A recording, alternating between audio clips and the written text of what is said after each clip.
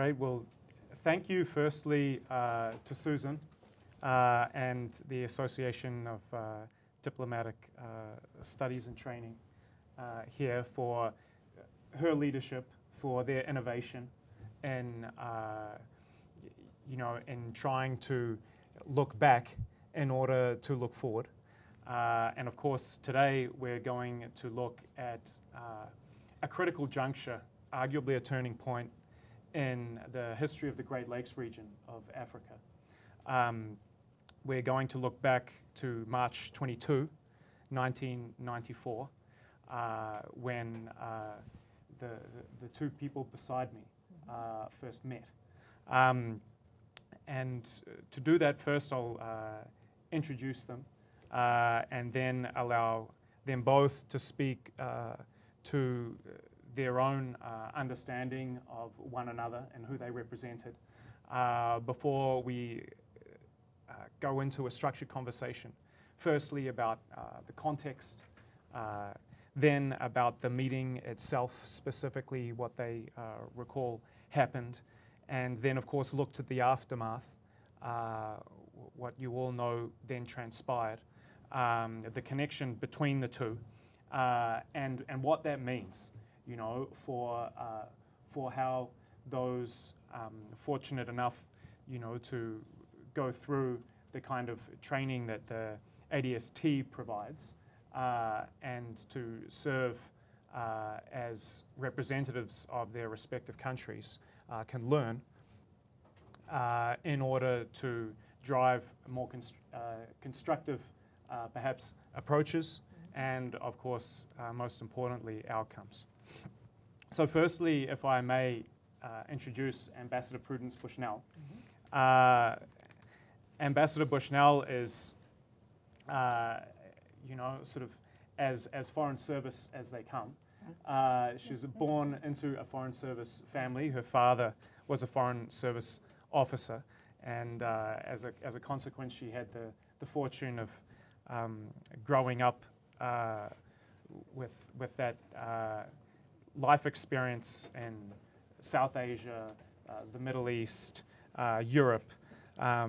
She graduated from the University of Maryland and undertook her graduate studies and completed those at Russell Sage College. She then went into management consulting for a brief time before, in 1981, entering the Foreign Service herself. By 1993, she had risen to the position of Deputy Assistant Secretary for Africa.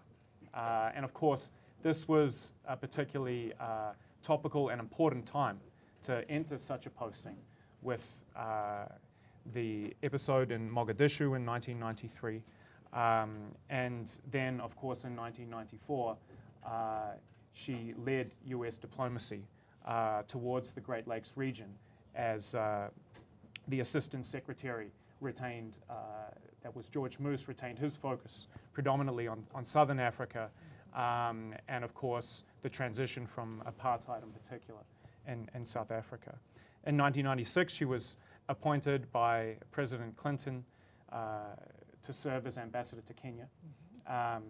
She was of course ambassador there in 1998 when the embassy alongside that in Dar es Salaam was bombed, despite her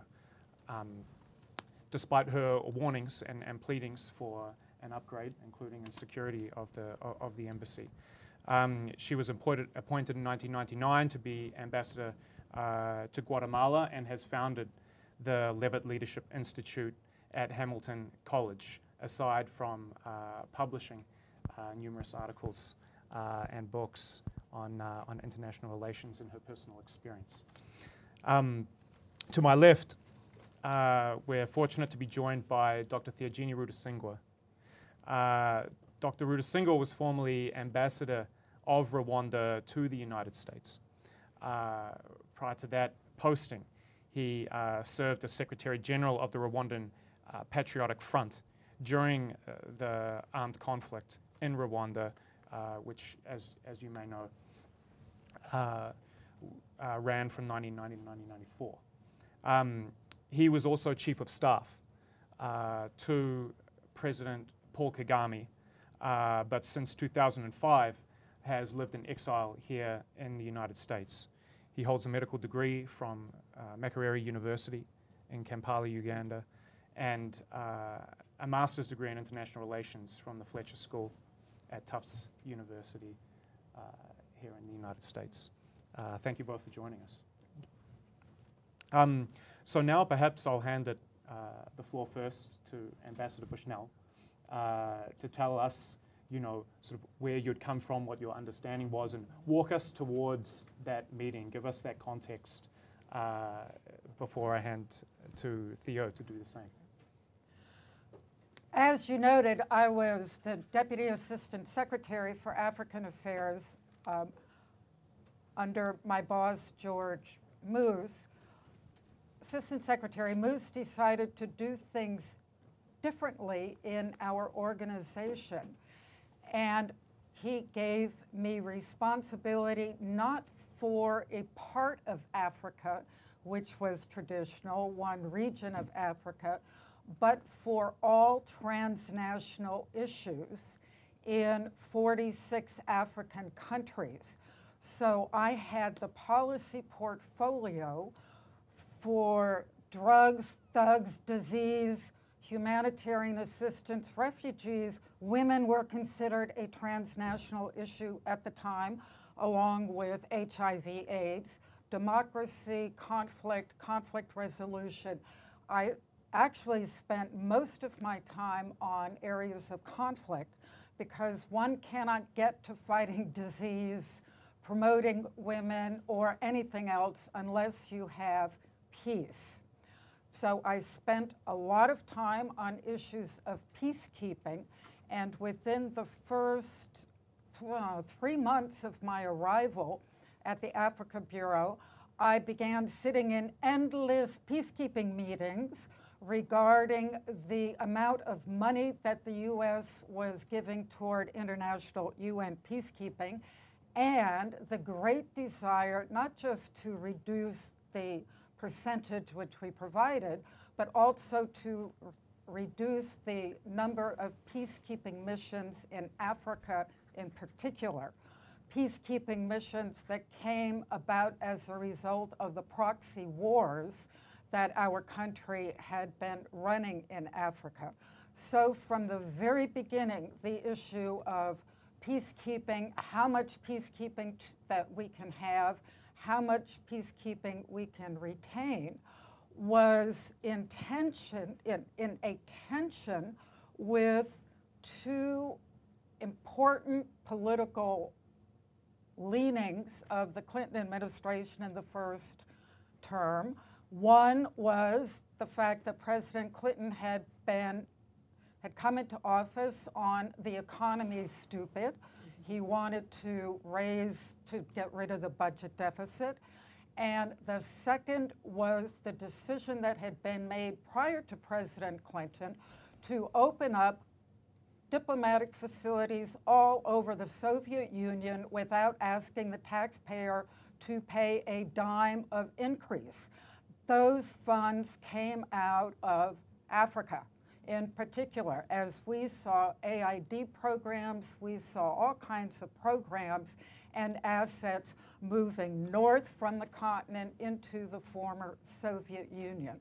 So before I even got to the portfolio of Rwanda, which had been given to me because there were 3 countries in conflict that were of particular interest to the Africa Bureau. That was Liberia, Rwanda, and Burundi. So in addition to an overall peacekeeping and transnational portfolio, I also had specific responsibilities for the policy oversight of those 3 countries. Things were not going well in March of 1993, which is why I arrived in the land of a 1,000 hills. 1,000 hills, Milcoline, and a beautiful, beautiful country.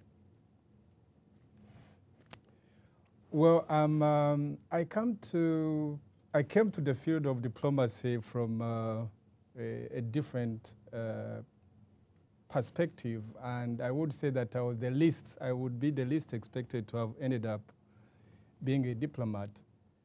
If I was to very briefly tell you a bit of my story, you would understand where I come from, because I was born at a very contentious period in African history.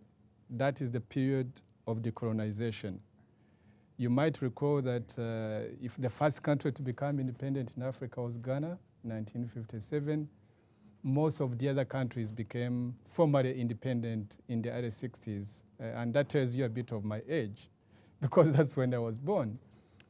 And because of the nature of Rwanda's contentious history itself, I'm sure everybody knows here, if you don't know anything else about Rwanda, you will know that it has these three ethnic groups: the Hutus, the Tutsis, and the Twas, and especially the two notorious ones, the Tutsis and the Hutus, and I happen to be Tutsi. And because of that transition to independence, my ethnic group that had been in power, because Rwanda was run by kings for several centuries, in 1959 there was a switch, and the Hutus for the first time came into the governing role, which before then had been literally shut to them. But the consequence was that while the Hutus came to power, it also meant that it was a violent process, and many Tutsis were killed, some Hutus were also killed, but many Tutsis ended up going into exile. So I lost my father to the violence when I was barely 1 year old, and for the next 3 decades, my family, my mother and 4 of us siblings, we became refugees in Burundi, refugees in Tanzania, in Kenya, and it's in Uganda that I grew up in a refugee camp literally for 3 decades before I and many others took up arms. In other words, to go back home, but by force of arms.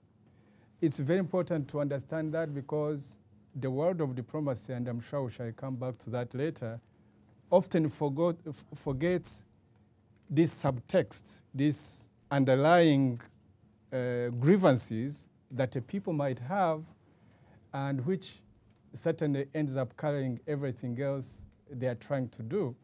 So it's under these conditions that we took up arms, because we were refugees going back home in 1990.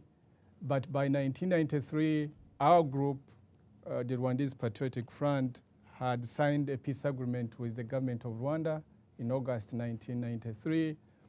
I was part of the negotiating team. I was part of the group that came to United Nations to talk to Boutros Ghali, then Assistant Secretary for, Secretary General for the United Nations, to help us speed up the process of bringing in a peacekeeping force, because it was this peacekeeping force that was supposed to oversee the setup of the transitional government, that our group, having laid down their arms as part of the peace process, would be part of a transitional government. So us, the other political groups, and the government of Rwanda. And of course, there were delays, the usual international bureaucracy, we shall be talking about that. And so we came to Mulindi on, Ambassador Bushner comes to Mulindi on March 22nd, 1994, because essentially there was a delay in setting up the transitional government, because my group, my organization, contested one of the smaller parties that the government of the day, the party in charge in Rwanda, wanted to become part of the transitional government. And for us, we are saying over our dead bodies. So that's how we came to Mulindi. And to take you back perhaps one step, and just to ask, what was your conception of how your group, the Rwandan Patriotic Front, and just for those unfamiliar with the geography of Rwanda, Malindi, the location, is in the north. And of course, Theo's group, the Rwandan Patriotic Front, had entered from Uganda, which is to the north of Rwanda, I'm sure many of you know, but just for those in case that they'd not. And my question is really, to what extent did you believe at that time that this was the primary concern, this issue of this political party being included in a power sharing arrangement, and to what extent were there other issues that informed the Rwandan Patriotic Front's position to on the power sharing as it had been put forward in the peace negotiations that were ongoing in Arusha, Tanzania? Yeah, two things come to my mind. One is that both the government of the day and the Rwandese Patriotic Front, which I belong to, were reluctant negotiators. Neither the government of Rwanda nor the Rwandese Patriotic Front really enthusiastically embraced the process of ending this conflict by peaceful means.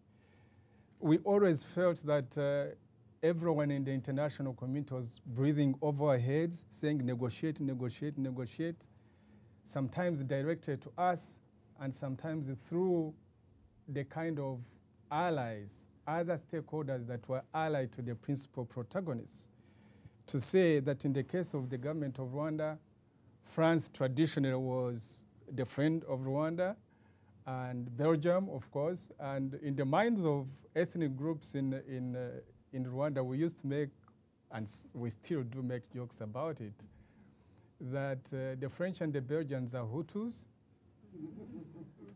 and of late, if you listen to the Hutus and other people, they say, oh, Americans and the British are Tutsis.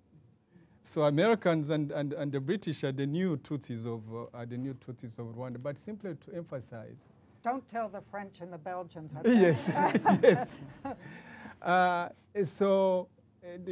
And on our side, we're being supported by Uganda at that time. In fact, at that time, the United States, if there was any problem, it was that the United States really had no interest in Rwanda, nor did they, look at RPF as friends at that time. So we're reluctant negotiators.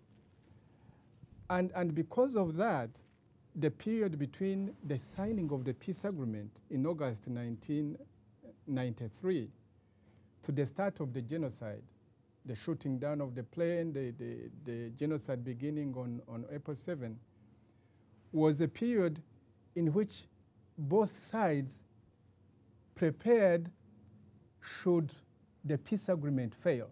It's as if really in the minds of the government of Rwanda and the RPF, especially at the top leadership level, it's as if we knew that this thing is not going to work. And so we used the ceasefire and the quiet and the apparent calm on the surface actually to prepare for another go at resumption of hostilities between the two parties. And so when the United States and other players came to Malindi, it was as if we were saying, okay, we are going to implement the peace agreement, but we also knew, which probably the United States and other players didn't know, or which they knew and decided to keep quiet about it, is that both sides were actually preparing for an escalation of the conflict should the peace agreement fail to be implemented. Of course, the rest of history, but that's how we looked at that situation. Mm-hmm. I'm fascinated to hear you say this, which is why we wanted to have this conversation. I was coming in to Rwanda because we in the Africa Bureau were very aware of increased killings on both sides. We were aware of armed catches. We were aware of the reluctance on both sides. And as I walked in, having just been to Liberia and going and talking to the different warlords in Liberia, to me, this was, here we go again. And in fact, I have always kept a journal, and I wrote about the day we went up to Mulindi. I wrote about what a beautiful, empty countryside we were seeing in RPF territory. And I wrote of my huge frustration that we were engaged in theater. In theater. In theater, that we were delivering messages to one another. I had very little anticipation that, number one, you would listen to me, because I had been interacting with many warlords, and frankly, that's a prism through which I saw many of the players in Rwanda. I also knew that it was, I certainly found in Liberia that it was very upsetting to have a white woman come in and interact directly, because I found many warlords have no idea how to socially interact with women as equals. So I came in with the notion, well, here we go again. I had spoken to President Habyarimana. I had been in, I don't know, 6, 7, 8 meetings, and everybody had someone else to blame for the peace process not moving forward. Coming up to Mulindi, I was frankly surprised not to be speaking with Paul Kagame, because if you remember, it was Alexis Kanyarengwe, yes. Who was the interlocutor, and I think we were speaking in French. Yes. So I had anticipated that I would be speaking with Paul Kagame in English, and then here's this man who comes up, and I said many of the same words to him that I had said in French to President Habyarimana, which was, the U.S. cannot put the peace together, you need to. My point was, the United States, there were skeptics in Washington who would have loved nothing more than to pull the peacekeepers, because the Somalia shadow was an extraordinary, long and deep one. So we had to fight on our end. Considerable bureaucratic tension went into the U.S. support for the UNAMIR. And frankly, it was the French who twisted our arms to support UNAMIR. So first we were negotiated into UNAMIR at the Security Council. And then every time there was a hiccup, it was, well, they shouldn't have been in there, we should get them out. And I came in, I've never been particularly diplomatic, but I have always been very honest. And I came in good faith to say, this is what is happening in Washington, and I sure hope, and by the way, because the only other negotiating thing I had was, you're losing money. So it was, please go back to the peace process, A, because we want peace, and B, because you may be losing money, and C, because the peacekeepers may be removed. And I was quite aware that, so I say it was theater. You were playing your part, I was playing my part, and we both left before the curtain fell. Can I ask about that question?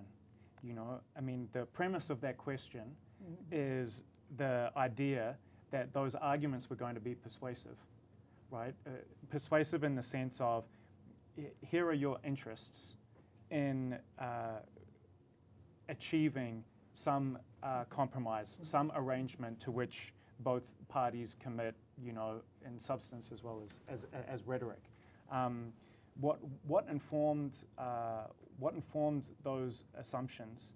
Because perhaps from a realist, self-interested point of view, and this was my next question was going to be about what your respective conceptions about the security situation were. Who was in the ascendancy? Because depending on who's in the ascendancy in the conflict militarily, precisely the points that you make, could embolden one party or another as well. Oh, well, people want to pull out peacekeeping forces as as a real red flag. What kind of information did you have about the inclination of the leadership of the RPF? I had, there is a difference between delivering messages about U.S. or any government policy and your own private feelings. I was not stupid. I didn't get the job because I didn't know human nature. Right. And I had been, and I had enough, I did not have that much experience with conflict, but I had enough experience with different cultures around the world to understand the difference between actual human relations and forthright conversation and government policy. The fact of the matter was that the United States government policy toward Rwanda was entirely fixed upon the Arusha Accords. We had no plan B. It was the Arusha Accords or nothing. We never sat back because of the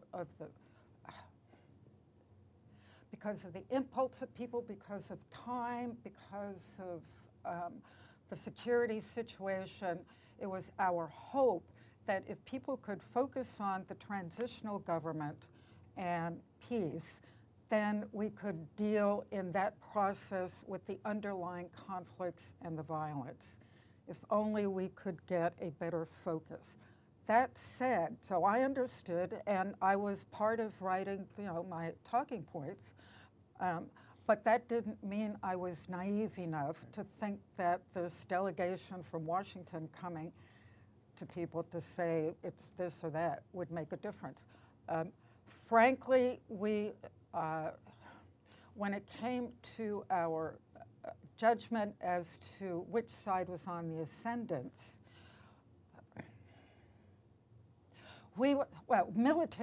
militarily, we knew that the RPF could outshoot the government forces because they already had. So there was absolutely no doubt who was going to be the winner in a conflict. And frankly, we hope that the awareness that the government of Rwanda, that government had, would also encourage them to keep the peacekeepers, because no way were they going to win a war. That was self-evident. On the other hand, we did not want another war. And the fact that there were targeted killings of moderate Hutus and Tutsis was very bothersome. And again, we hoped that realigning the focus would work, knowing that the chances of that actually happening was very rare. What always surprises me now, even 25 years later, is how much the outside world can be present in a situation and yet understand very little about that situation. That's always what has been, even as you parted from Mulindi, between me and Kagame and the chairman Kanyarengwe, he passed away, Chairman Kanyarengwe passed away. I'm sorry to hear that. We're talking about it because, especially for Rwandans, but you could say it about Burundians, and you could actually say it about many African cultures. Those are the ones that have studied more than others, but you could say the same thing about Latin America or Asia, where the United States and other Western powers have ventured. Sometimes you get a lot of meaning by what an African is not saying. And that is very difficult to know, because how do you penetrate the minds of these other human beings? And to be able to do that, you would have had to invest a lot in their culture, understanding their culture, understanding their language, understanding their relationships, because then through that you are invited into the mindset of the people among whom you are trying to interact.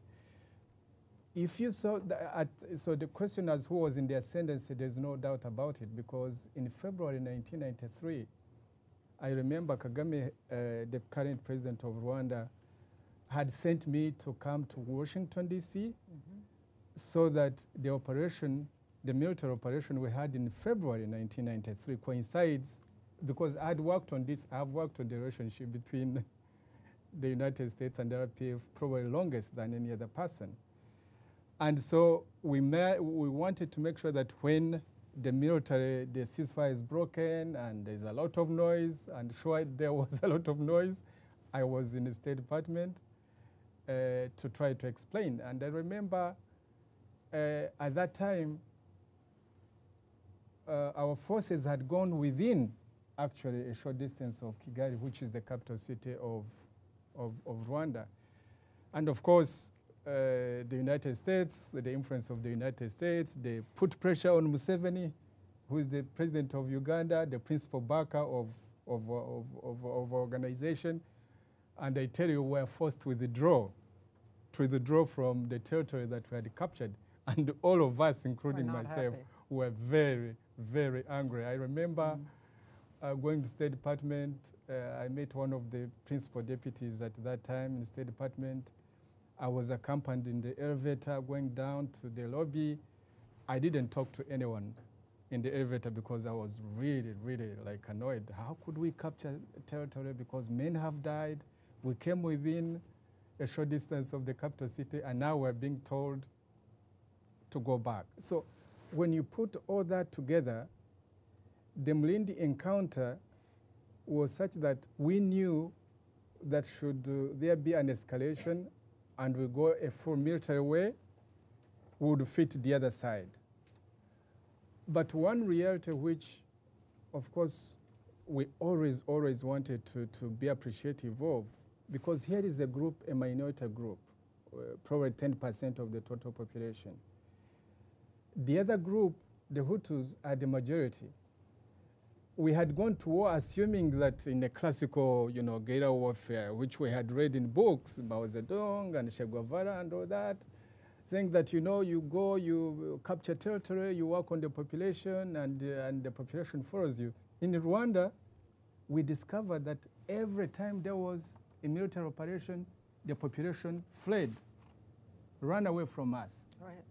By the time we even captured Kigali city in 1994, we did not have any following amongst the Hutu.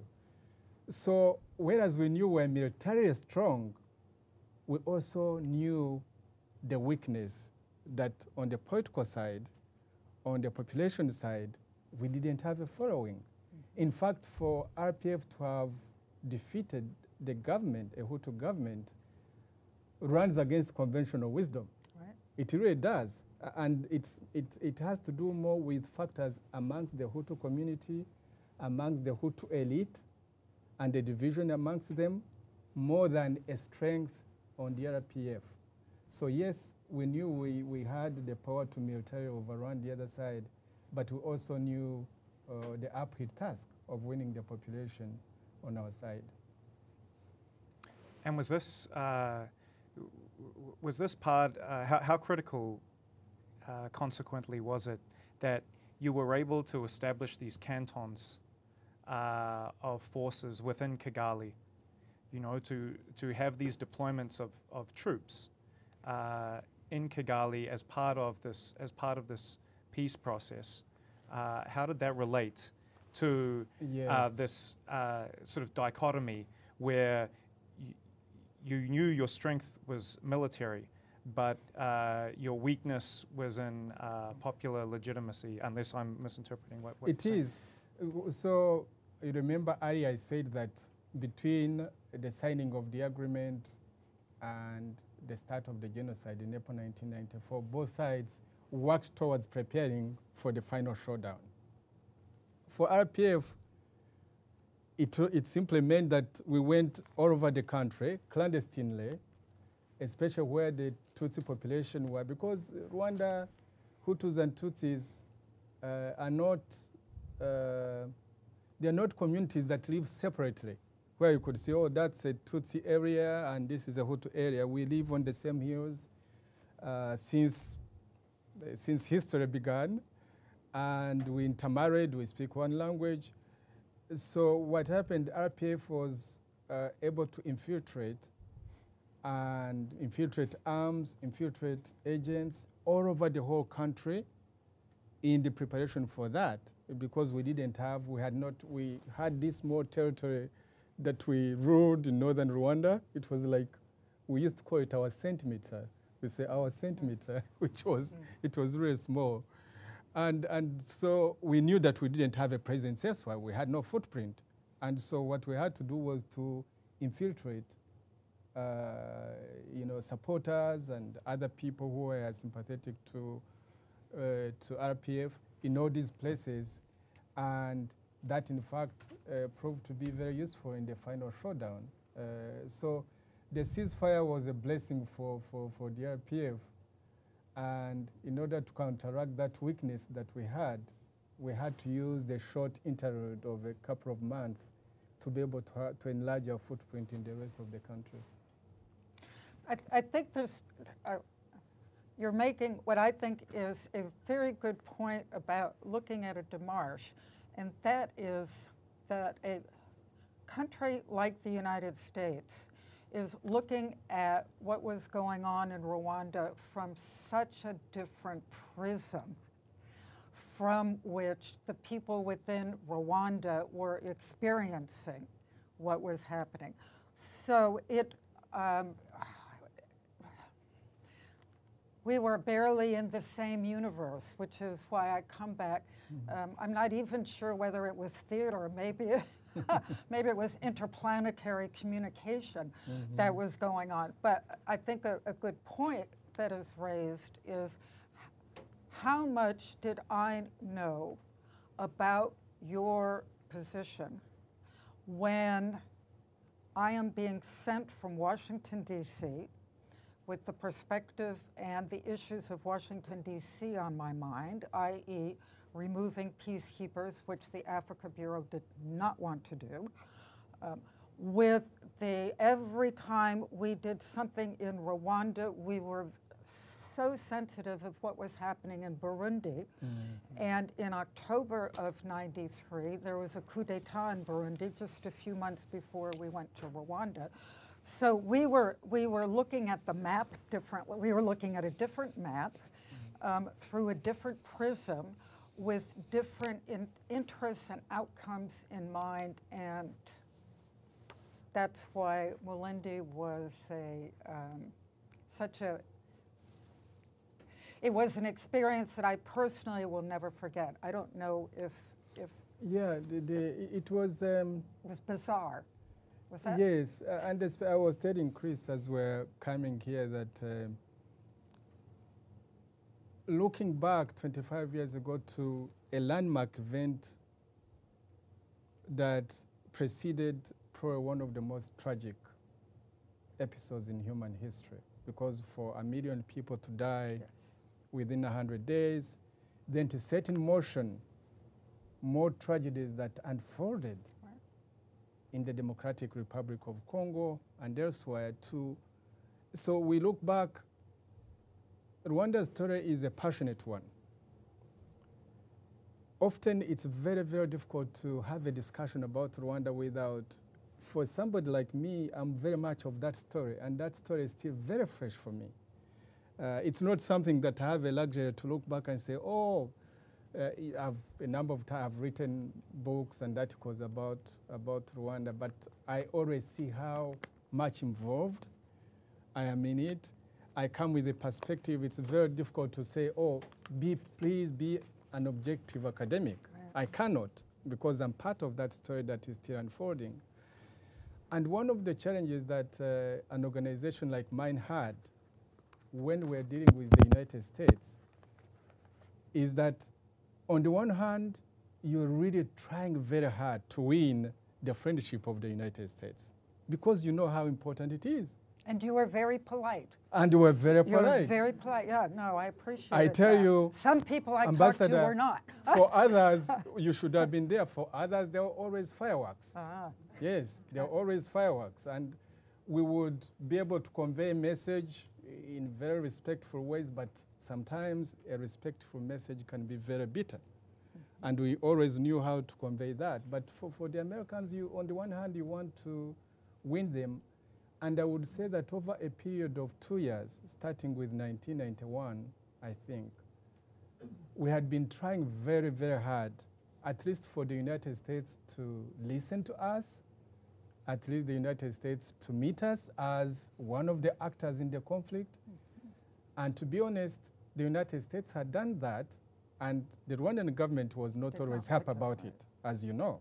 They were not always happy about that. So we're working on that on the one hand. But on the other, the United States and Western powers, especially for intellectuals and the elite who tend to drive these revolutions, forget about the idea that these revolutions come with very extravagant promises, then they wane and collapse and turn into dictatorships.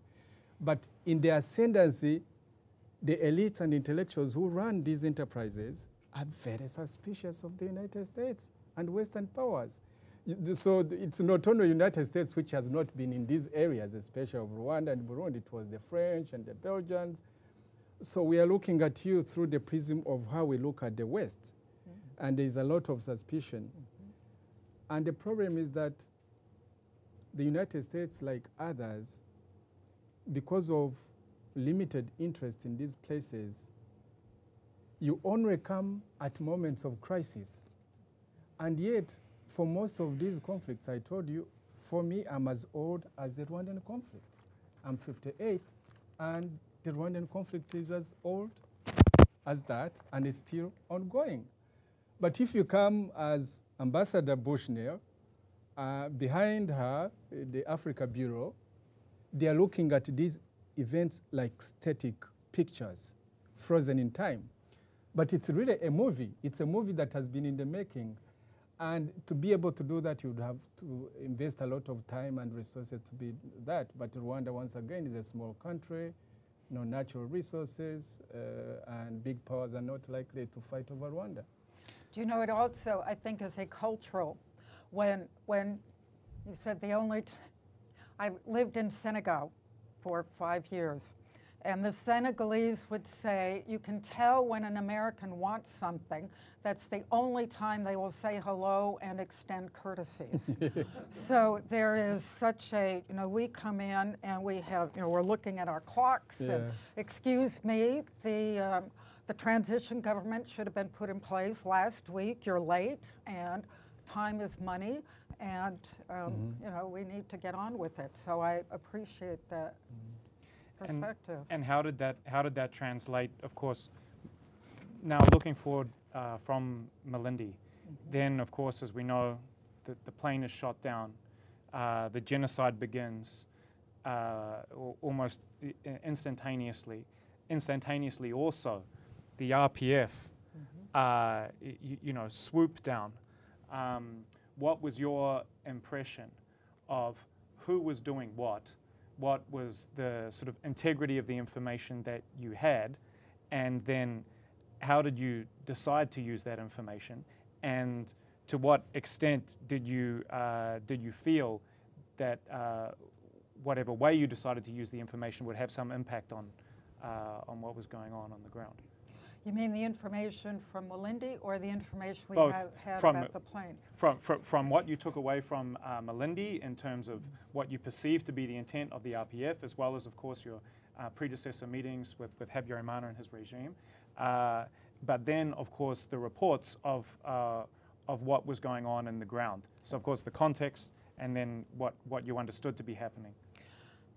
The day after we left Malindi, my Department of State colleague and I went immediately to Burundi because there had been rumors of another coup d'etat. So we literally flew from one crisis situation to another crisis situation. When the plane, when I was called, I happened to be acting assistant secretary at the time, received a phone call from the Rwanda-Burundi desk officer who said the plane has been shot down with the presidents of Rwanda and Burundi. You may need to cut this out, but the first thought I had was, shit, it can't be true, because I knew, oh my God, I mean, this was We never anticipated this, and it was a crisis of extraordinary proportion, which did not go away ever. I would say from that moment on, the crisis has continued in various shapes and forms. But it was, you know, if ever you use a curse word, that was a good moment at which to use that curse word. Then our information became very sporadic because we had no intel in Kigali. And the focal point for the Clinton administration was to get all of the Americans out. And there was only one American head of an NGO who remained in Kigali after we got the Americans out. So we had no source of information. And it was, I learned 25 years later, well, while this was going on, I had no idea that our colleagues at the National Security Council in peacekeeping had already been making recommendations that we remove the peacekeepers. I learned in 2015 from a declassified internal memo in the National Security Council that on the 9th of April, our Richard Clark, head of peacekeeping, was sending memos saying we need to remove the peacekeepers. So the same, Richard Clark had never, the NSC didn't want us to be in Rwanda, and as soon as they had an opportunity, notwithstanding the massacres going on, we withdrew the peacekeepers. And I will tell you that I started to look back through the documents we were sending, the cables we sent, and internal documents. And one of the conclusions I came to is that language is so important. We kept referring to what was now a bunch of thugs committing genocide as the government of Rwanda. And we were referring in our reports about the Tutsi rebels. Well, when you look at the balance, who's got the balance of power if one is a government and another group is a rebel? When I looked back, I also noted that the information going up the chain of command at the Defense Department and the National Security Council made references to communal violence. That was not, putting people into churches and throwing grenades in is not communal violence. So there was a shading, I found years later, of how events were being interpreted at the White House that was even more different from what we, who were following events day to day, hour by hour, were seeing. So there was an interplanetary communication between the Africa Bureau and the National Security Council. We were on two different, looking at completely different things. Right. And guess who won? Wasn't the Africa Bureau. Right. I can tell you, I mean, a lesson learned is if the National Security Council goes operational in this town, then all of the interagency meetings are going to be charades because the decisions have already been made. And to what extent were you aware, or you being the RPF, aware of this? And then, so talk us through that initially, the seizure of Kigali, and then how that informed your approach to Rwandan-US relations, your approach, you know, to neighboring countries, of course, in particular the Congo. Take us through those steps. Chris, that would take us the next 24 hours. But since we don't have that much time, and before I forget, I wanted to emphasize how the shooting down of the plane was a very, very critical trigger. It wasn't the cause, because as I've said, both sides were actually in preparation of what would happen should the peace process fail. But it was a wild card that was introduced in an already explosive mix. And the fact that the president of Rwanda, a Hutu, and the president of Burundi, a Hutu, had died. And the previous year, a president of Burundi, a Hutu, had been killed by Tutsis. It's very difficult to explain to an audience that may not understand these intricacies of ethnic rivalry and conflict and perceptions. But it was a very, very powerful mix. And one of the consequences, of course, as you ably put it, was that we still are dealing with that problem, both in Rwanda, in Burundi, and the Democratic Republic of Congo. So it was a very powerful trigger. Secondly, during that period, from Molindi to the shooting down of the plane and the disbanding of the United Nations peacekeeping force in Kigali, RPF was very crafty. And I say that I used to be its spokesperson, especially during that period. And you have a crafty look in your eye when you're saying that.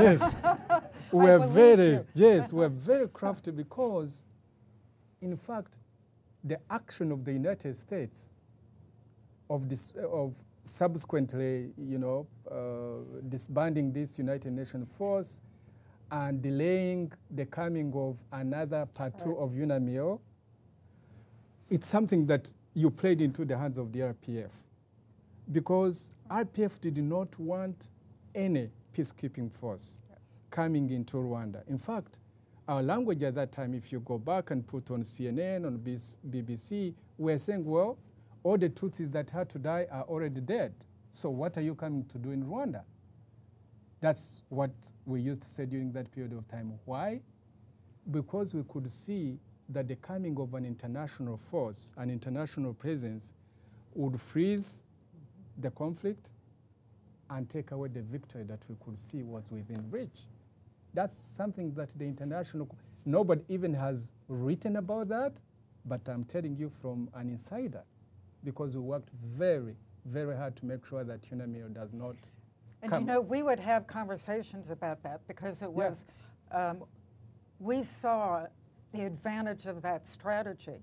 So when I say that when we came into Rwanda, we were equally suspicious of the government and the RPF for the very reason that you talk about. Yeah, because we sent actually my own brother, Gerard Gahima, and the late Claude Saidi. These are people that were under my jurisdiction. We sent them to New York. They met Madeleine Albright. They made rounds at State Department. Right. They even wrote about it. Recently, I came across beware of writing stuff because they will come back to haunt you. And I saw this press statement that we instructed our representatives here to write, really saying we do not want any international force. But the other thing was that we were always suspicious of the French. And what happened, for United States didn't want to be in this conflict because it had no interest, but because it makes deals with France on other fronts, it could easily sacrifice the interest of another part of the world, just, as a bargain. So we're like, so when the French came to the Americans and say, oh, we would like to have a Chapter 7 peacekeeping force in Rwanda, that was in June 1994. Lo and behold, that's what exactly the United States did. They allowed the French, even when they knew that French could not be an independent and disinterested party in the Rwandan conflict. But that's what happened. So when this happened, you could see that Rwanda, RPF, my organization, was worked at because we didn't want that to happen. But as to what happened subsequently, of course, it's a long story. But to cut it short, RPF came out and it captured power. We set up a government in July 1994. But from then onwards, RPF knew that it could do stuff and could go away with it. That became a distinguishing feature of RPF. And it has used that effectively. It has been able to use guilt on the part of the international community, especially the United States, to know that it can keep on taking more risks and more risks and more risks even when they have grave humanitarian consequences, and simply go away with it. So I think that became the pattern that underlied our going to the Democratic Republic of Congo, what happened there, and the current policy of the United States towards RPF and Rwanda. And Prue, you said you were having these discussions. You know, you suspected both parties, you know, of intents to undermine the peace process. As this all began to play out, and the preference, I mean, my understanding, of course, was that the provision of French peacekeepers was geographically specific, right? So it was really they came in and they secured the exit into Congo of the Interahamwe and others. So it to some extent it did not necessarily impede what you just put forward as the primary objective, which was to seize Kigali and the capital. Correct me if I'm wrong. The intention, though, the intention on the part of the French was not necessarily geographic. I think one needs to look at it in a broader context. In fact, when we knew that the French were going to deploy, I was the one who was sent to Paris with my colleague. He's late, he passed away. We went to Paris and we met the then Foreign Minister, Alain Juppé, at that time. And I was trying to convey the sentiment of the RPF that if you know that we do not see you as an independent, objective stakeholder in this conflict, why are you coming? In fact, that afternoon, I did meet some generals, French generals who were preparing for Operation Turquoise. And I posed the question, I say, from, you know, I was a doctor who was trying to learn military language, but my boss had told me what to ask. I said, if you are going for this peacekeeping force under Chapter 7, why do you have all these French Jaguars and all this? Why do you have? He said, you know, it's our lesson from Bosnia. We've learned that if we go to a conflict area, we better be prepared to be able to be forceful in the case we are needed like that. And so it's in this kind of combustible mix that French was undertaking to come to Rwanda. And in fact, inside RPF, we knew we were going to fight that time, we knew we were going to fight for a long time. We started telling people, you know, our soldiers how to prepare for a long war because we didn't know what France is going to do.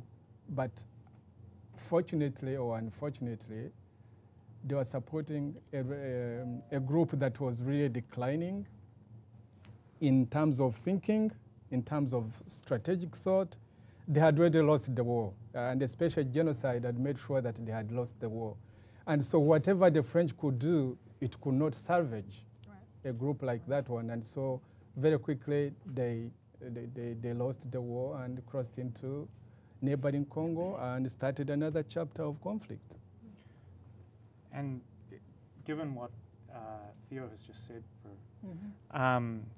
and looking back firstly to the Demarche and the meeting, and then going through, as a Foreign Service officer, you know, what what would you change if you could go back in time, knowing what you know now? The United States and most governments look at the foreign perspective from a binary point of view. You either use hard power or you use soft power. And what Rwanda and the Mulindi Demarche clearly shows is that if people are using hard power to come in with only a demarche and words and a diplomatic request to stop fighting, you're not going to stop the killing. The conclusion I've come to after many, many years of thinking about this, and by the way, also thinking about terrorism, is that The opposite of hard power shouldn't be soft power, it should be smart power. We never looked at how we could resolve what was happening other than boots on the ground. It was either we have boots on the ground or we do nothing at all. Never did we think, all right, what if we use smart power? And I will define it for you because I've been thinking about it. What if we started looking at our foreign policies and interventions from strategic, moral, achievable, reliable, and transformational? What if we had applied that lens to the conflict in Rwanda before we went into the Arusha Peace Accords? Because once again, you had, okay, conflict, well, let's sign a document and then we'll say it's over. No, no, no, no, no. We didn't look at the possibilities of NGOs. We didn't look at the possibility of, my heavens, why did we not call the Pope and all the senior religious leaders around the world and say, would you please telephone every single cleric in Rwanda so that it can at least shut their churches? I mean, it never, any kind of innovative thought never, ever occurred to us. And that is what I think the diplomacy of the 21st century needs to do, is number one, start thinking about how to do things smartly rather than softly or with a gun. You know, there are, we're creative enough.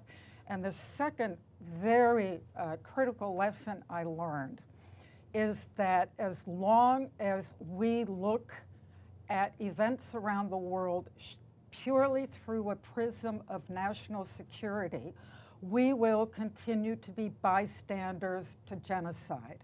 And I think one of the lessons and the unfinished business that we leave other governments is to look not just at national security, but at human security. 1 million people were killed. At what a toll it must be for the RPF that you were following a hard power strategy while children were being hacked to death in churches, and you knew it and we knew it, and we stood by, because for us it was an issue of national security, it didn't meet our standard, and for you it was a question of hard power and the national security of your government. It's not just a question anymore of safeguarding governments or fronts, no matter how popular they may be, but also of safeguarding, of looking through the prism of human security, because if you don't, it will never go away, and Rwanda is a case in point. We're still looking at death and horror. I want to know if you can very briefly respond to that, and then I don't know if we could take Q&A if there are any questions from the audience. Theo. Yes, just to build on two lessons for me that stand out. I entirely agree with what my colleague Ambassador Bushner is saying.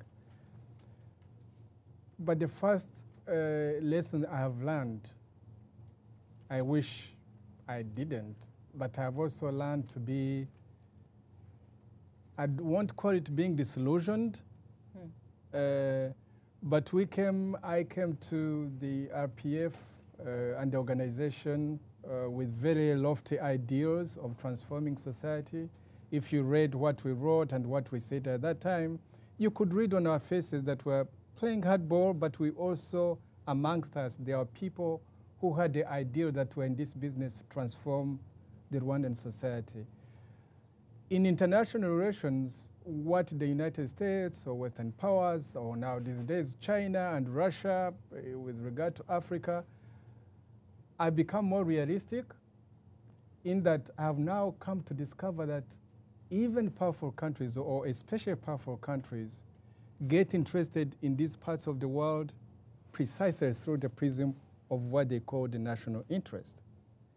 And that, as you know, does not necessarily have moral connotations or moral kind of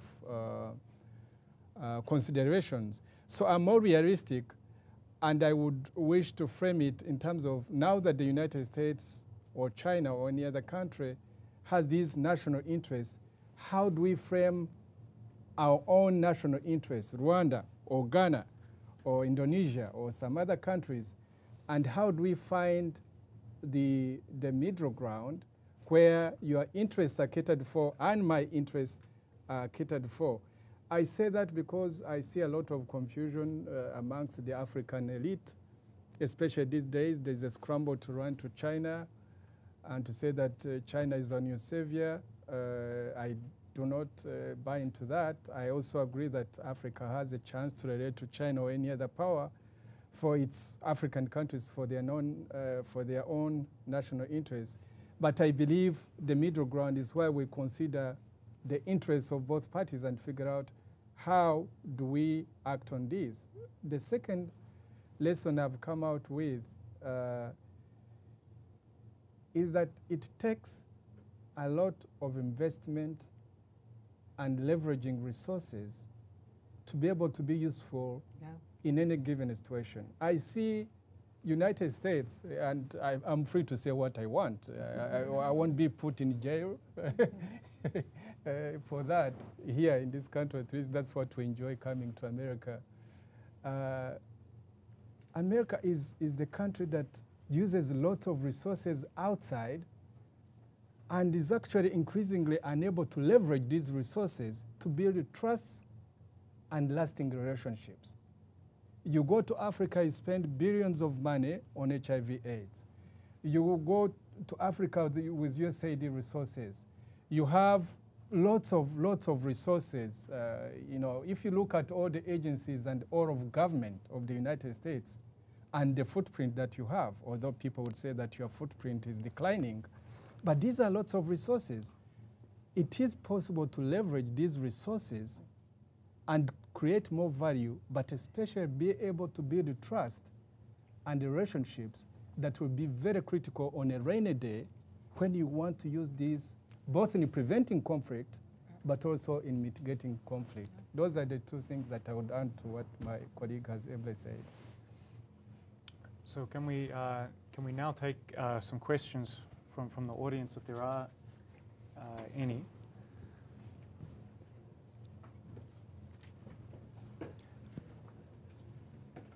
And I'm not seeing a hand just yet, but so I will abuse my position as chair and just ask, neither of you talked about the capacity for violence and where that comes from, right? And of course, you talk about the French and their continued support for the government. That included providing the government with arms, with the means to carry out violence. Of course, your party from the conflict had external support as well, you know, predominantly from Uganda. But then, of course, Uganda enjoyed support, you know, from global actors as well.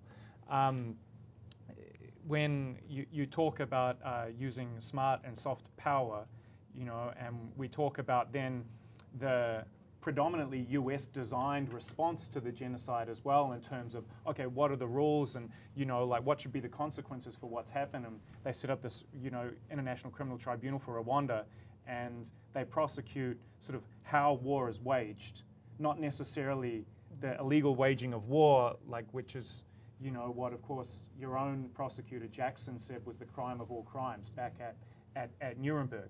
And now as we see armed conflict, increasingly of an intrastate nature, i.e. increasingly major powers fighting one another indirectly via proxy. You know, we're not necessarily, we're still seeing these local actors held accountable. And of course, you know, with the Rwanda tribunal, we saw only the Hutu party to the conflict held accountable for how they waged the war, and not any of the leadership of the RPF. That's a separate conversation. But of course, no one from outside the country held accountable for the material support that they provided, you know, knowing what they knew about both parties to the conflict, given the conflict had gone on for 4 years, you know, and both groups, you know, had engaged in, you know, war crimes or crimes against humanity up until the point of the genocide. Just a question about about that. Was that ever raised? Was there any sense of of what might happen, or introspection in terms of could we reach out to our other global interlocutors to say, look at what has happened here, not only our non-intervention, but actually our role in providing support. Can we come to some arrangement, about when we provide lethal force, under what circumstances, and how? Well, the United States certainly, and thanks in part to the work of Samantha Power, adopted, as did the UN, the responsibility to protect, RP2. But ultimately, intervention requires the political will to do so.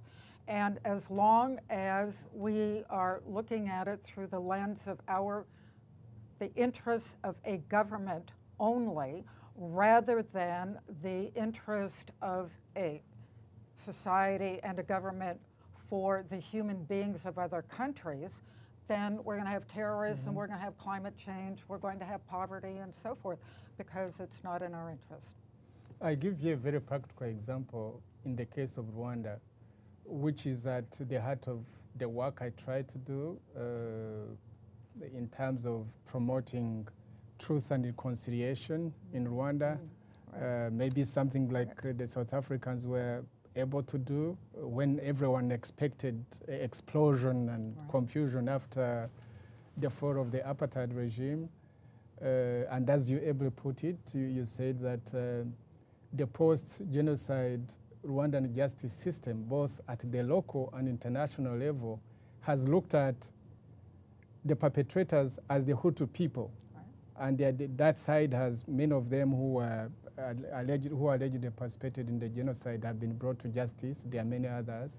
But there's not a single one on the RPF side among the Tutsis, because it's the victor describes the parameters of justice. It is not in the U.S. national interest to go after members of the current government who could have been perpetrators in of fact, genocide. Every time this matter of accountability on the part of our side, our group of the RPF, the United States and the United Kingdom have really come to the vigorous defense against holding accountable members of organizations for the crimes allegedly they might have committed.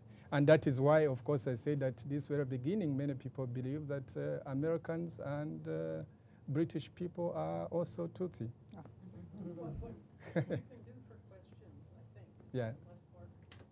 Does anyone have any? Yes. Oh, okay. Okay, good. Okay. No, what you can do, since it's difficult to go around and try to, record Pass the each mic. question, Right. if you will repeat the question, Okay. then Yep. we'll catch it on the tape and you can answer it. Great. So if someone has a question, Yeah. they can raise their hand. I think we have one here, sir. Yes. Yeah, you both touched on President Kagame's ability to leverage the international community's skills, or the United States' skills, over a lack of action into perhaps a lack of criticism over activities inside of Rwanda, or Rwanda's activities in the DRC, for example.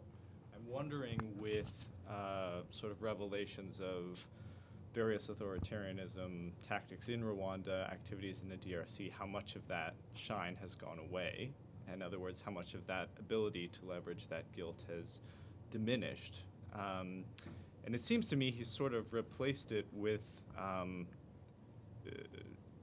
showing off Rwanda as a successful developmental state with economic growth and so on, and that's the new sort of way of leveraging his success. So I'm wondering if you could sort of comment on that transition. So just to repeat, to what extent has the guilt associated with inaction endowed Kagame with a level of impunity from U.S. consequence, and arguably as some consequences has come to transpire, to what extent has he then lent on this idea that Rwanda is Africa's Singapore, or is a shining light of development, but without, of course, the innovation of Lee Kuan Yew with the integration, social integration that he drove in his in his country. No, you're absolutely right. It's no longer as powerful or used more frequently as it used to, but he still has it as the arrows in the quiver, as the saying goes, and is very selective on how he deploys it, especially when there is any argument or any insistence that he opens political space in Rwanda, then he will quickly say, oh, do you remember? You remember where we were in 25 years ago? We've built a wonderful political system here, and you want us to allow genocide to happen again? And then instantly, even the powerful ones like United States and everyone else keeps quiet, and has probably used it against former President Clinton than anybody else, because he knows that President Clinton presided over the international system way back in 1994.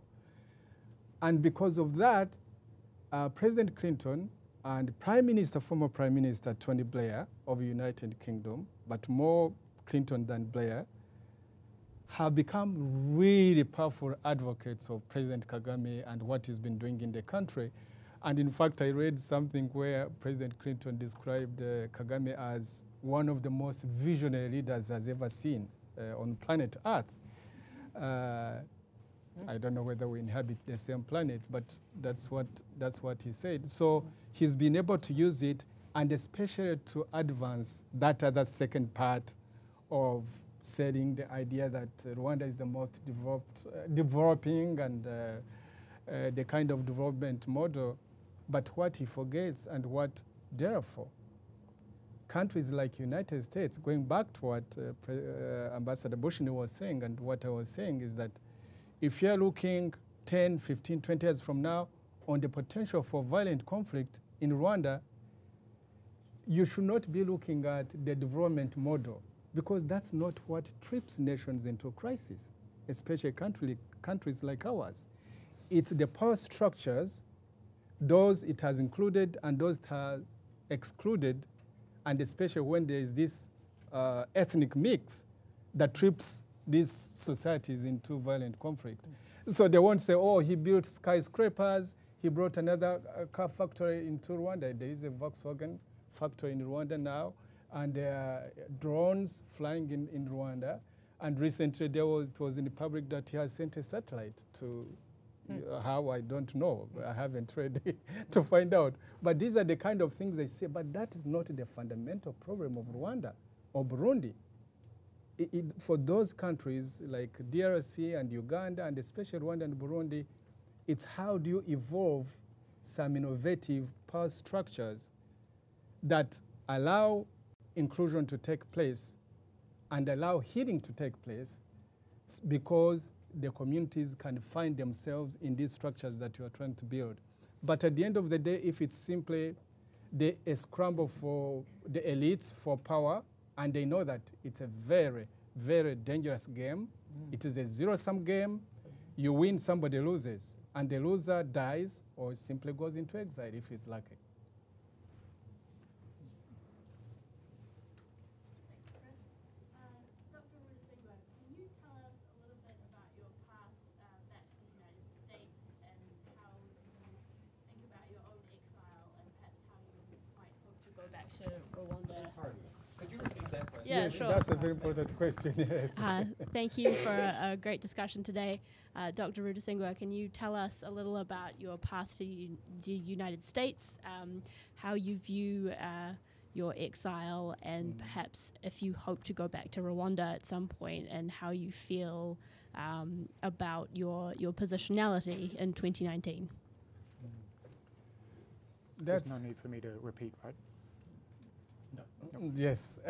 Thank you so much for that question. And I've been reflecting a lot on that question myself, and it's never easy. But to say three things. One is that being able to disengage from the RPF, the Rwandese Patriotic Front, for which I spent so much of my youthful energy, my everything that I had. I was, at that time when I was in the struggle, as we call it, I didn't have a wife.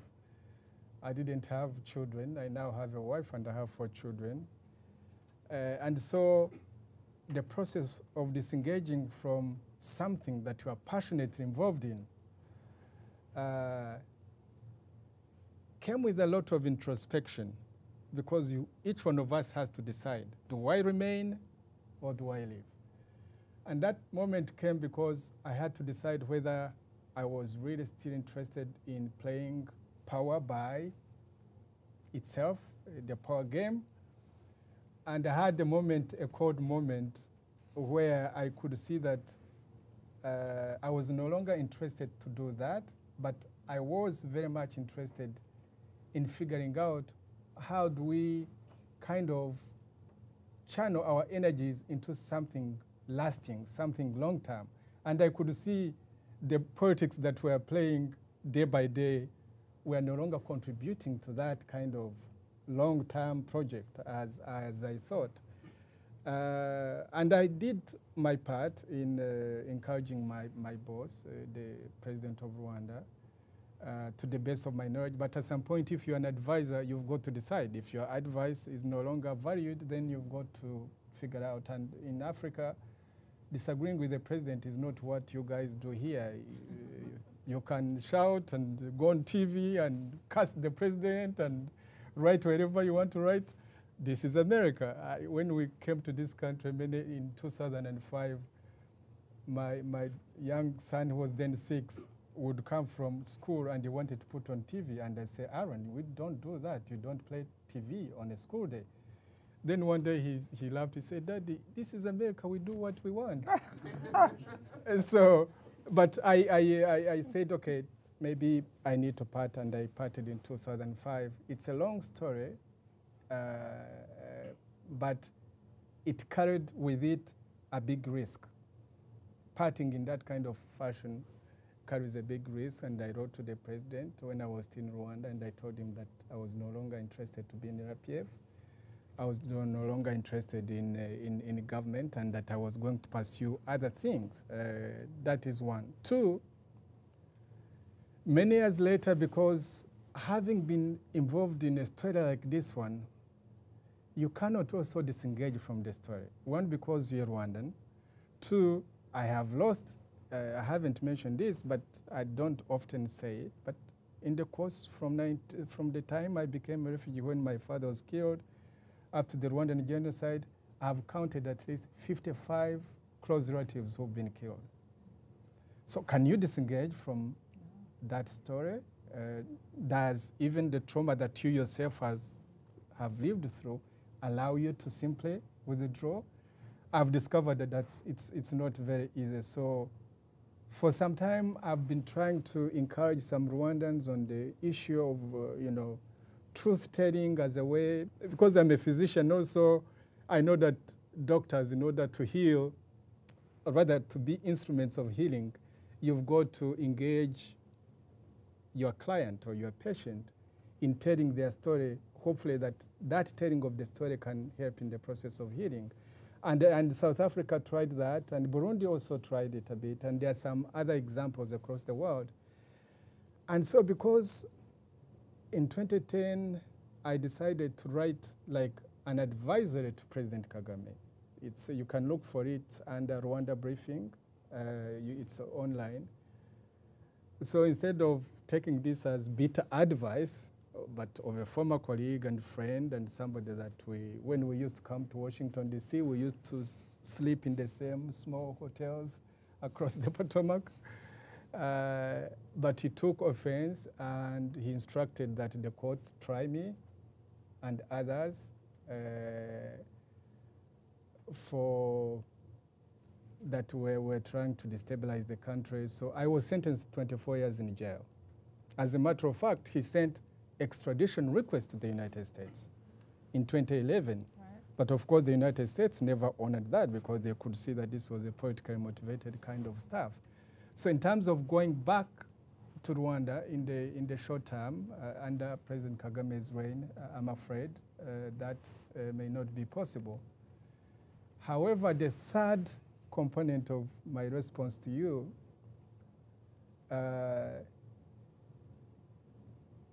is a bit faith-filled because I'm a Christian.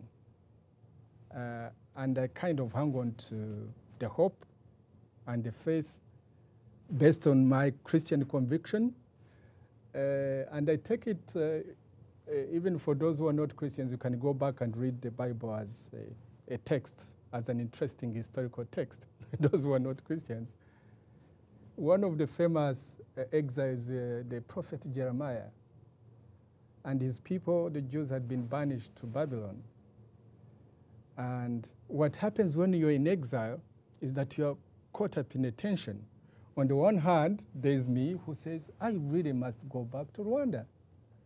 And that can paralyze you because in the period of waiting, you actually underlook other things you should be doing as part of being a human being. And on the other, you want to say, maybe I need to settle down because now I'm no longer as young as I was 25 years ago, and I need to settle down and do the kind of things that somebody should be doing. And so in that letter, Prophet Jeremiah says, work for the peace and prosperity where you've gone into exile. Because if that space, if that country, or if that community, if that nation finds peace and prosperity, you too shall find peace and prosperity. So the peace and prosperity of the United States has of late become a major preoccupation of mine. I do, honestly. I do, and I do struggle on LinkedIn. I do, in order to say I'm interested in these issues. So that's how I would respond to your question. But that was a very good question, and you can read some passion on my face on that. Yeah, please.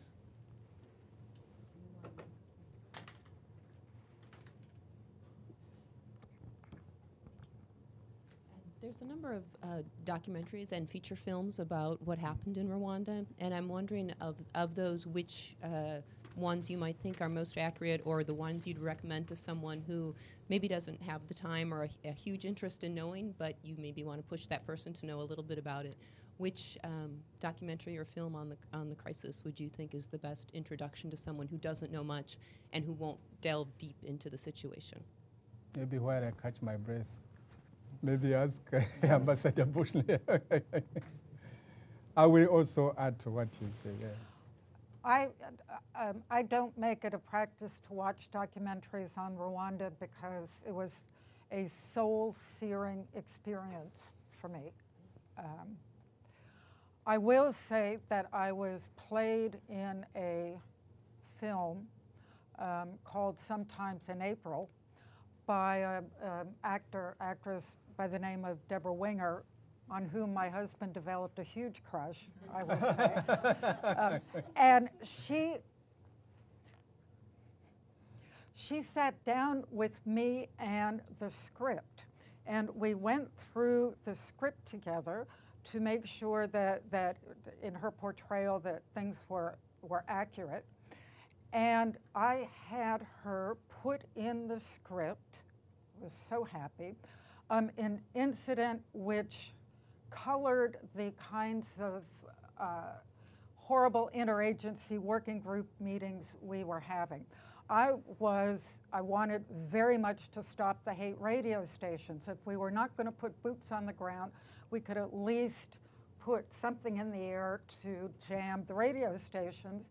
And first, I was told by DOD colleagues that it was against international law. Then I was told that it was too expensive. Then I was told that it wouldn't make any difference because they would find other networks.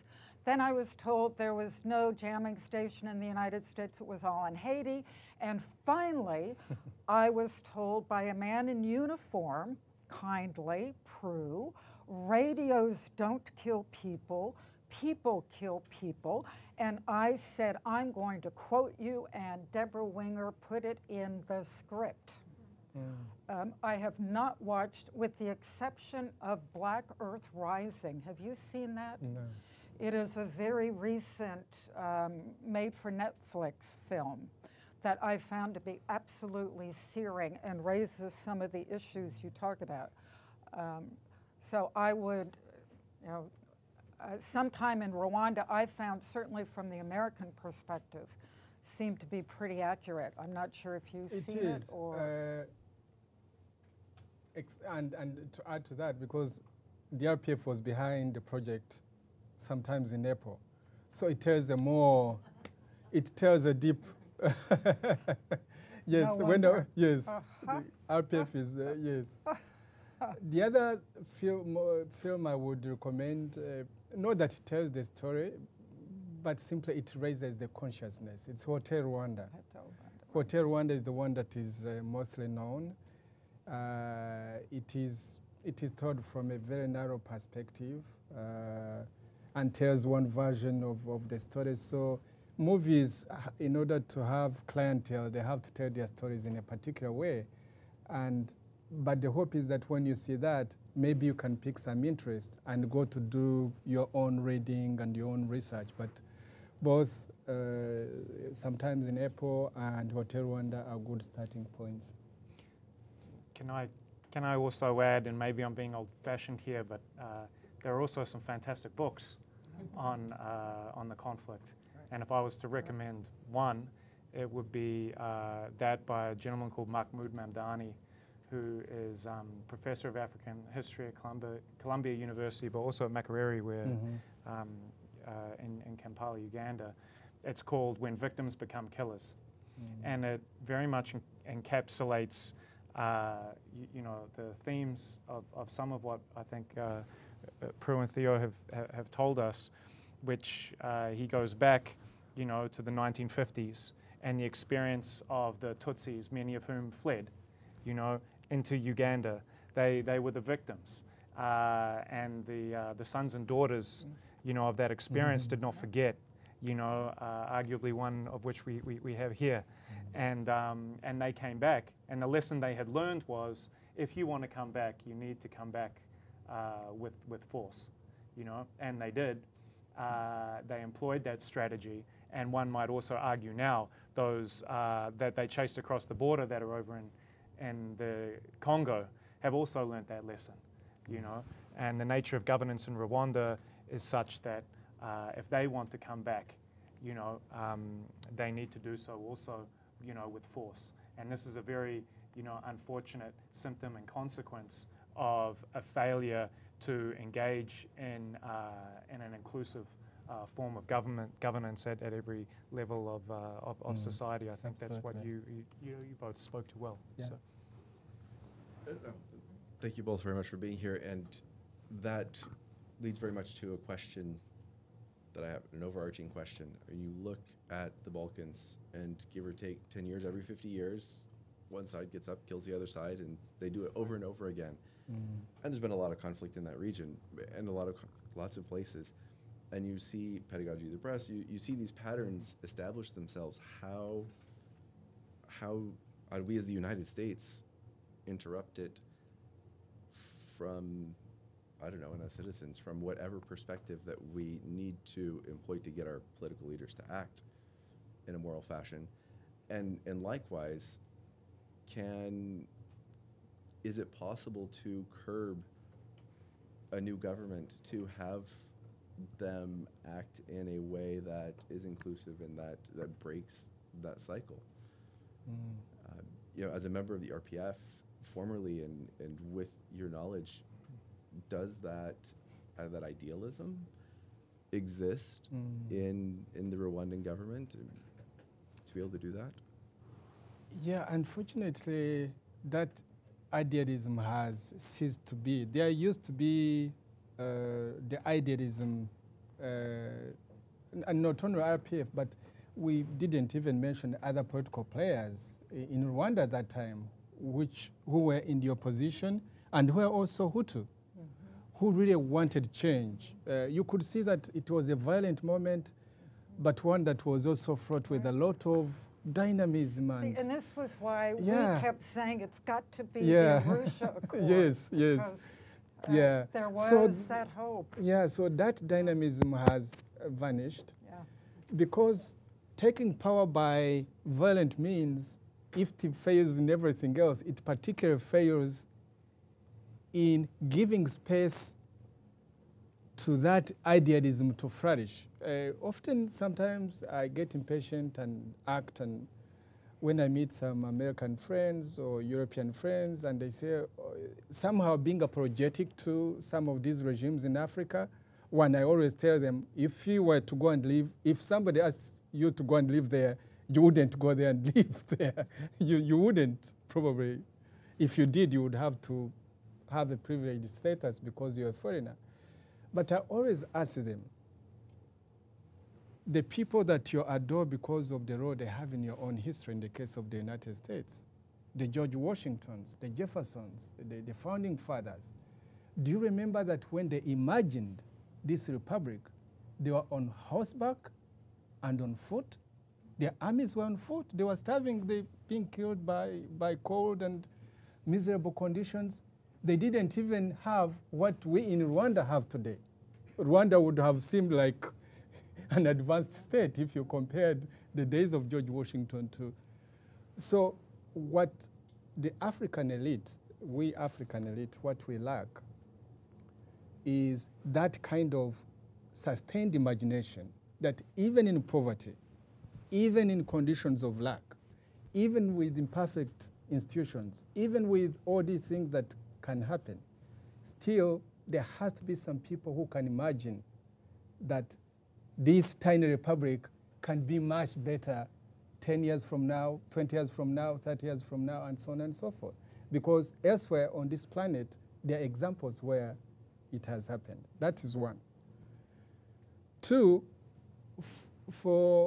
I really think that foreign powers, especially right now, we've entered a very tricky period, like a Cold War kind of period, where the United States, in its competition with China, with Russia, with all these forces, non-state actors, terrorism, all these security considerations, like it happened during the Cold War, the United States may find itself in bed with terrible people because of national interest. Like they decided to be with Mobutu, this other dictator who used to rule the Democratic Republic of Congo, or be supportive of, I won't mention who I met. I once was talking to people in the State Department about 3 years ago, 4 years ago, and I mentioned, why does the United States really cling to the president of Rwanda, the president of Uganda, and the president of the prime minister of Ethiopia, the late Meles Zenawi. And he quietly says, Theo, Rwanda and Ethiopia and Uganda help us with peacekeeping. So I got the message. But we've entered a period, I don't know how it's going to end up, but many of you are the experts. Either you've been in the field or upcoming, but it's one trend to watch, because that in itself will mean that for these elites who should otherwise imagine something better for our populations and decide simply to do the opposite, the United States might find them as its allies. And that will certainly be a trend that will undermine the flourishing of democracy and human rights in the years to come. We've got time for just one or maybe two questions if your answers are not too long. Yeah, 1 and 2, please. Okay, thank you. As I prepare to head out to the region as the deputy in charge of mission in Central African Republic, I've been listening intently and taking notes.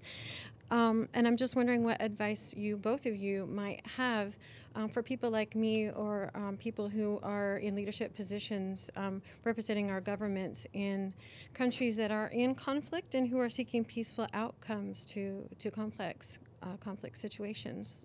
So, thank you. The two most important leadership skills I learned were asking powerful questions and listening to the answers. What we who deliver demarches are not asking questions, we're talking. And we're not listening either. So to be able to engage and because relationships are so important. I also learned the value of community in my time in Africa, and you spend time with people, you care about their family, you ask about the family, and then ask powerful questions and see if there's an area that can be nurtured for peace. And if nothing else, you end up at least understanding a little bit more on each side. And to build on that, especially to look out and listen out for what is not being said. That's a very good point. Yes. Very good point. Yes, and yes. often it's not even the official people that will tell you. It might be if you're in a taxi or talking to people who are not in government, they might be ordinary people. They might mention something that could be, very informational and very useful in trying to build a much better picture of what is going on. Mm-hmm. Yeah. You'll have to forgo your formal vehicle so you can take the taxi everywhere. Please, sir. Yeah, thank you. It was very instructive, and I'm originally from Burundi. Oh. So all the story was going really straight home when you were talking. And as the ambassador was saying, you lost a lot of people. I do too. And most of them also were some of those who were fighting close to you, with you, because I went to school with a lot of them and some of those generals. So I'm in that generation. In Burundi, those who are in power, we play soccer. So like the president, we call each other by first name. So, and I have an opportunity here at FSI for the past 9 years now to work with diplomats and all those ambassadors in either Kigali or Bujumbura.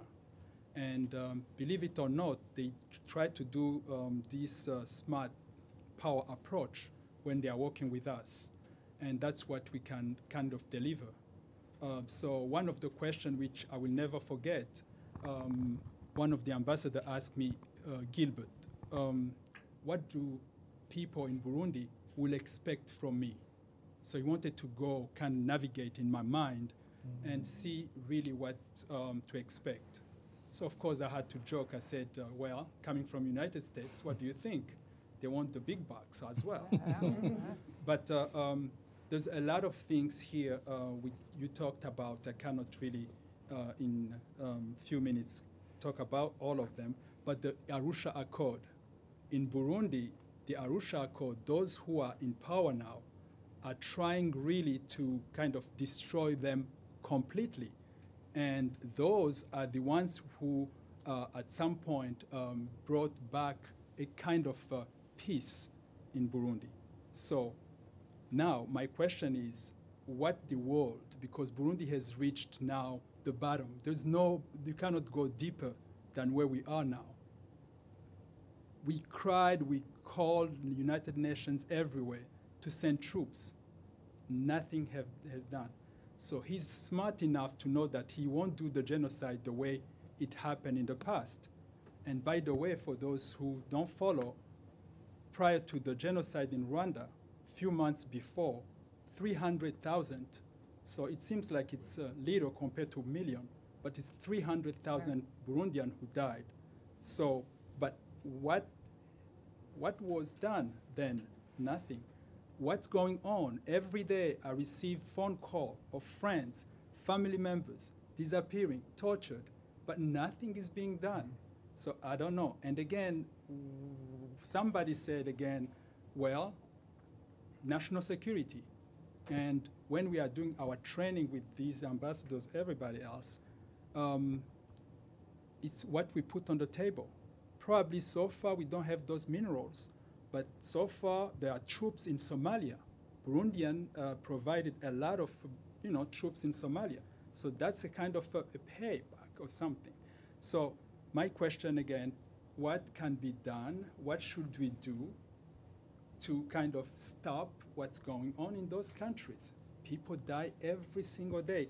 Actually, he shut down the televisions and radio and burned them, literally burned them. So something can be done without nobody knowing outside. Thank you.